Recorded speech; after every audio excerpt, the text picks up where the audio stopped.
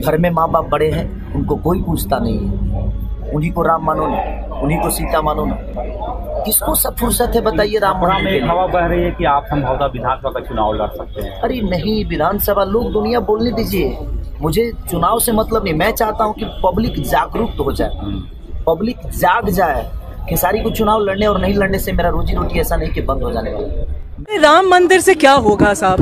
तो हमारे जब धंधे खत्म हो गए हैं, जब हमारे खेत खाली हो, हम खेती हमारी खत्म हो गई है, जब हमारे गांव खाली हो रहे हैं, तो ये मुद्दे हैं ना। धर्म के लिए थोड़ी बैठी है सरकार। जगह जगह लिंचिंग हो रहा है। सुएज में कितने मौतें हो रही हैं? सुएज में इस देश का नागरिक गटर में दूसरे के 5 एकड़ बोल रही है, किस आधार पर बोल रही है? तो ये कहाँ न्याय है? तो हमको तो लगता है कि सरकारी दबाव में आकर ये फैसला हुआ है। फैसले से खुश है या नहीं है?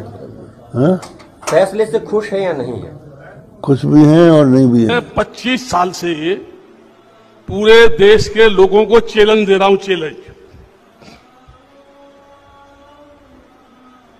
मेरा कहना यह है, राम इस देश में कभी पैदा हुआ ही नहीं। कोई भी देश का इतिहासकार, विश्व हिंदू परिषद हो, आरएसएस के भागवत हो, भागवत के और पिताजी हो, या कोई मनीषी हो, दार्शनिक हो, इतिहासकार हो, संत हो, साधु हो, शंकराचार्य हो, कोई भी ये सिद्ध करे कि राम यहां पैदा हुआ, मैं कहता हूं राम कभी यहां पैदा हुआ ही नहीं। राम मंदिर बनने से क्या अनएम्प्लॉयमेंट खत्म हो जाएगा, चाइल्ड मेल न्यूट्रिशन खत्म हो जाएगा, फार्मर्स डिस्ट्रेस खत्म हो जाएगा। राम ये सब इलेक्शन के लिए, क्योंकि चुनाव आ रहा है इसीलिए चिल्ला रहे हैं। देखा था वहाँ पर मंदिर, और अगर मंदिर था भी वहाँ पर, और अगर उस वक्त आज ही इतने सालों पहले वहाँ मस्जिद बन गई थी, तो फिर से उसे तोड़ के आप क्यों बनाएंगे मंदिर? और अगर आपको बनाना ही खतरे में नहीं है, ये देश खतरे में है। ये देश खतरे में है मोदी जी, अमित शाह जैसे लोगों से, प्रज्ञा ठाकुर जैसे लोगों से। ये देश खतरे में है। आज जो सुप्रीम कोर्ट के जज ने जो बाबरी मस्जिद पर फैसला सुनाया है, वो बहुत ही निंदनीय और भ्रष्ट है। जो राम का न कोई प्रमाण है, न कोई साक्ष्य है, न कोई इतिहास है, उस राम पर सुप्रीम कोर्ट के जज ने फैसला सुनाया है। जानते हैं ये सब दबाव में किया है सुप्रीम कोर्ट के जज ने। भाइयों से कहना चाहूंगी कि ये मंदिर के चक्कर में आप लोगों को पड़ने की कोई जरूरत नहीं, क्योंकि ये मंदिर आपको बंधुआ मजदूर बनाएगी और आने वाली पीढ़ी को गुलाम बनाएगी।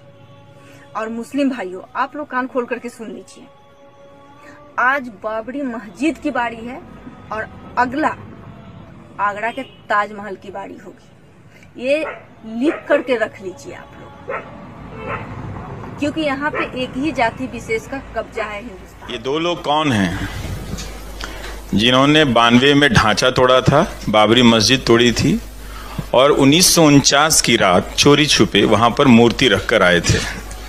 तो अदालत ने कहा कि ये दो काम इलीगल हैं। तो इससे जुड़े जो भी लोग हैं उनको इस फैसले से बाहर किया है और कहा है कि ये अपराधी की कतार में हैं।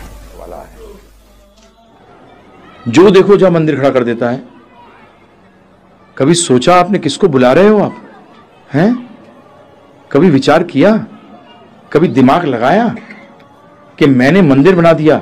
ध्यान रखना कि जोश तो आ गया। भगवान है ही नहीं। चैलेंज देता हूं, मेरा चैलेंज है भारत के सभी साधु सन्यासियों को, कोई ऐसा है जो ईश्वर का साक्षात दर्शन कराए?